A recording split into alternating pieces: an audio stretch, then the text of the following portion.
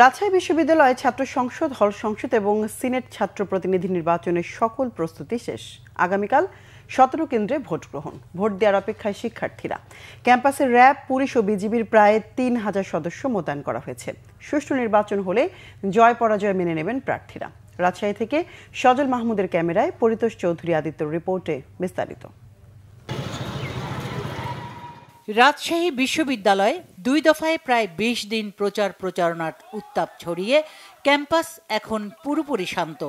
তবে ভোটের উত্তাপ আছে চায়ের আড্ডায়, টুকিটাকি চত্বর থেকে পরিবহন মার্কেট, আমতলা থেকে লিচুতলা, সবখানেই প্রার্থী বাছাই আলোচনা। 35 বছর পর হতে যাচ্ছে ডাকসু নির্বাচন। ভোটাররা মুখিয়ে আছে পছন্দের প্রার্থীকে ভোট দিতে।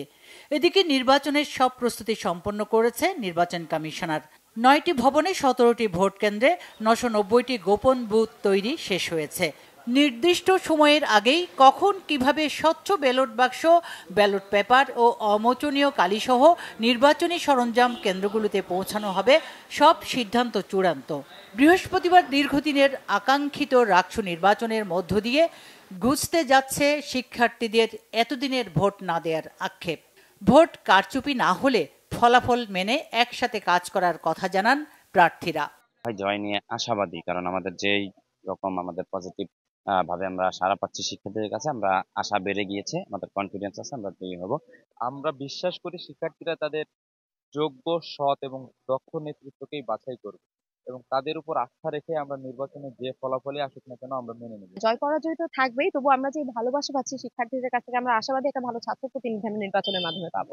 এদিকে দুপুরে সিনেট ভবনে ডাকসু নির্বাচনের সার্বিক বিষয় নিয়ে সংবাদ সম্মেলন করেছেন নির্বাচন কমিশনার। 3D লেভেলের নিরাপত্তা, যে শিক্ষার্থী আইডি কার্ড নিয়ে আসবে আইডি কার্ডের অথেন্টিসিটি যাচাই করব। এটিকে অগ্রাহ্য করে কোনো অবস্থাতেই কোনো ধরনের ভোটের জালিয়াতি করার কোনো সুযোগ আমরা রাখিনি। আমরা প্রত্যাশা করি সকল প্রার্থী, সমর্থক ও ভোটারগণ নির্বাচনের নিয়মাবলী মেনে চলবেন এবং একটি শান্তিপূর্ণ ও উৎসবমুখর পরিবেশ বজায় রাখবেন। আইন শৃঙ্খলা পরিস্থিতি স্বাভাবিক রাখতে নির্বাচনের দিন 2000-এর বেশি পুলিশ, 6 প্লাটুন বিজিবি ও 12 প্লাটুন র্যাব মোতায়েন করা হয়েছে। ডাকসুতে 23টি পদে ছাত্রদল ও শিবির সমর্থিত সহ 12টি প্যানেল ও স্বতন্ত্র প্রার্থী হিসেবে লড়ছেন 247 জন প্রার্থী। এর মধ্যে ভিপি পদে 18, জিএস পদে 13 ও এজিএস পদে 16 প্রার্থী প্রতিদ্বন্দ্বিতা করছেন। Bangla vision news desk.